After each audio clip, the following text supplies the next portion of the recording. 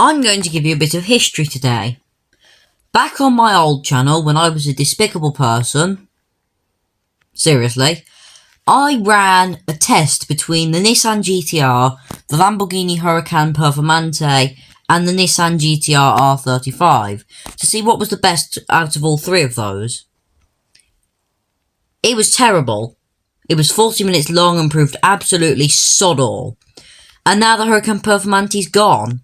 So, for today's video is just a straight shootout between the Audi R8 and the Nissan GTR R35. Roll the intro! Is something I couldn't say on the original video because I didn't have an intro. Still, at least we got this one, which I can, absolutely, roll.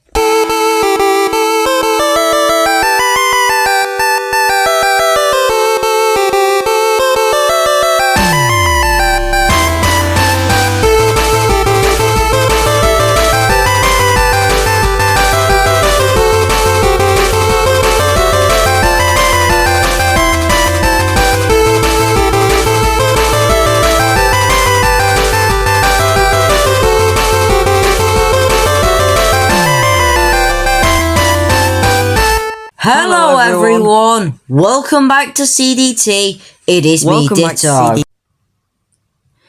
Here's the first contender for this epic duel. The Audi R8. This one is fitted with a wide body, and I think it's got a custom wing as well. No, it doesn't. It's a cool little thing. Cost 400 grand in CDT cash. As you can see, does 188 miles an hour and has 7 gears. The Audi R8 is very cool. It's Audi's first supercar and their flagship. It's also the car that was based, the first generation of R8 was based on the Lamborghini Gallardo. They were like the same cars with different bodies. And then the second generation was co-developed with the Lamborghini Huracan, the successor to the Gallardo. We do have Huracans in the game. They've all been removed once, and now they're back, and they look fake. We've got the Starato and the STO. But the R8 has remained in the game for all of time, including getting 3 clones.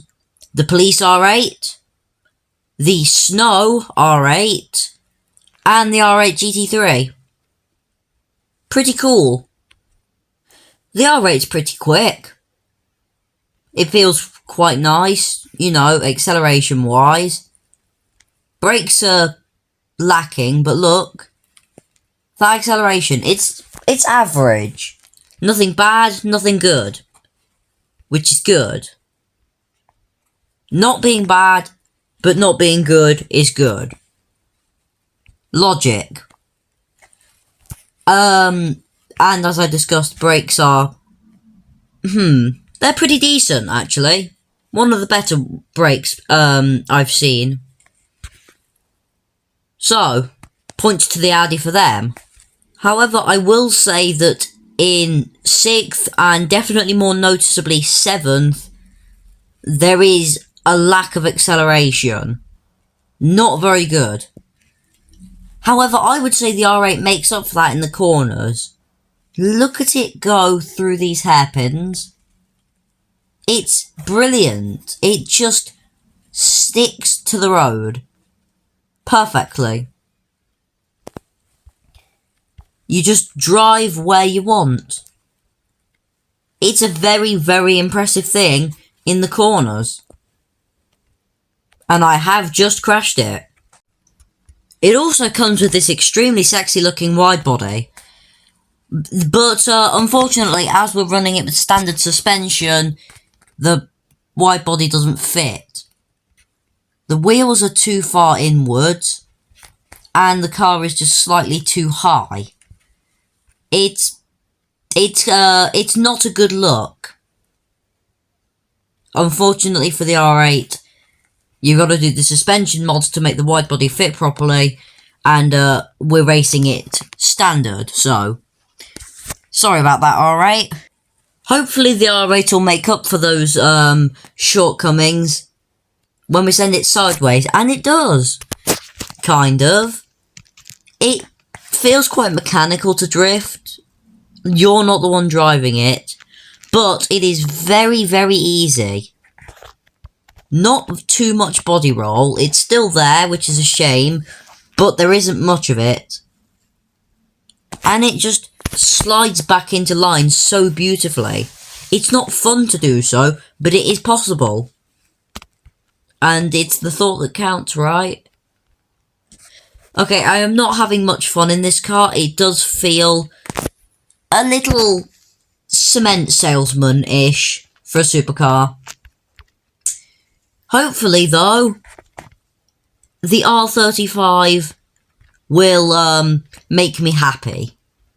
Well, here it is in all its Japanese aggressive splendour, and already I can see a problem with it. And it's that bloody wide body again. We're running this with standard suspension, and would you look at that? The wheels don't fit! In fact, this is even worse than on the R8. Like, there is basically an entire solar system between the edge of the wheel and the edge of the arches. I am pissed off now. Why don't they make properly fitting wide bodies for these cars? Fuck's sake. However, the GTR makes up for these shortcomings by being practical. It's got back seats, which means that you can take more than one friend with you should you want to go out for a drive in the R35. However, it has also spawned a few clones. Less than the R8. There's only 2 clones, the Police GTR and the GTR GT3. GTR 3? I don't fucking know. But it is also £500,000. Yes, that's 100 grand more than the Audi, and only 4 miles an hour quicker at the top end. So, maybe it's better? But is it worth the money? Well, I think we should find out. Compared to the R8, this thing shifts so much better. Look at it. It's really quick. But the best part about it is, here we are passing 140. Still feels quick.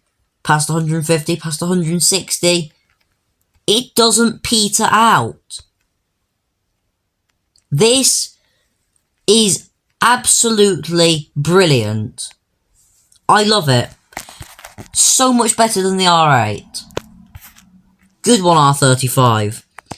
Just a shame that I can't say that in front of your fan base, otherwise they'll start trying to act like they're better than everyone else.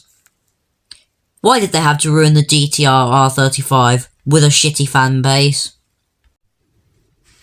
In real life, the car's technologically really advanced.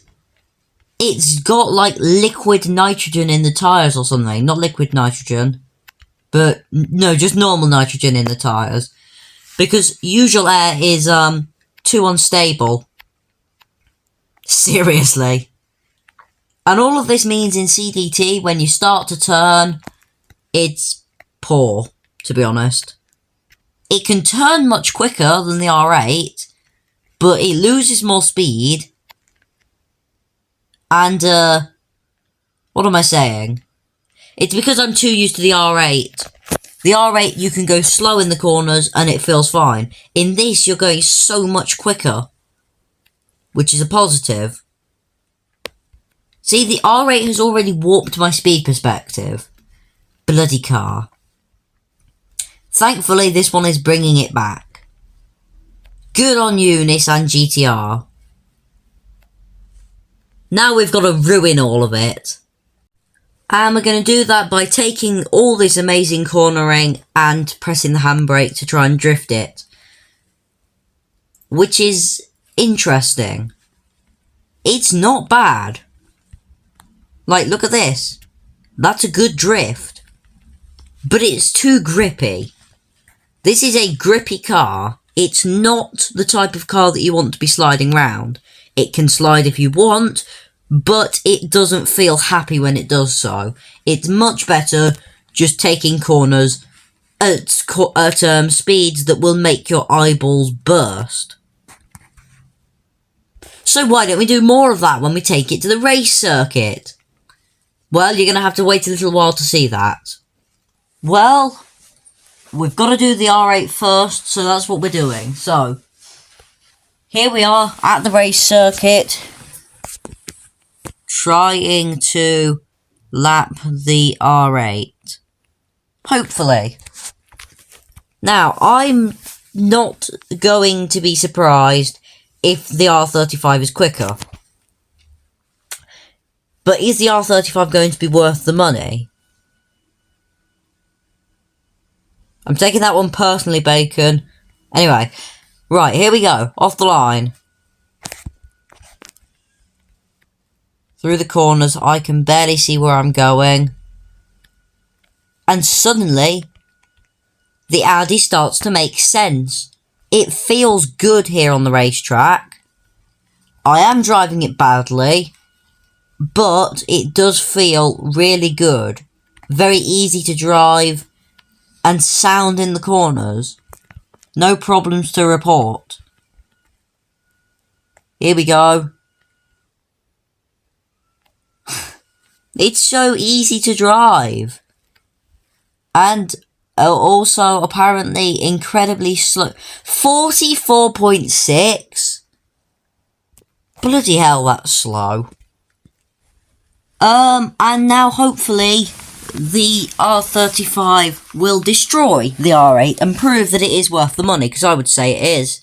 And I would also say that the R8 isn't. Certainly not standard anyway. But, you know, it could happen to be bad. I don't know.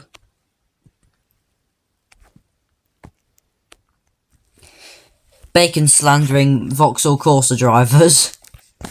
And me in the process. Anyway, right, here we go. Off the line. I cannot see where I'm going thanks to all these text bubbles. But I can tell you, the steering's good. Brake, brake, brake. Okay, good. Why did I say brake when I was just lifting? I don't know. Look at the power down the straight. Brake. Blimmin' heck. This is actually really good. As a circuit car. Right, here we go. Up the bank. You know, something tells me we're going to demolish the R8 44 point whatever it was time. And we have 42.1. I'm pretty sure that this GTR is worth the money. Much more than that R8. So, for the consumer advice today, if you're looking for a supercar sub 500k, get a GTR, the R35.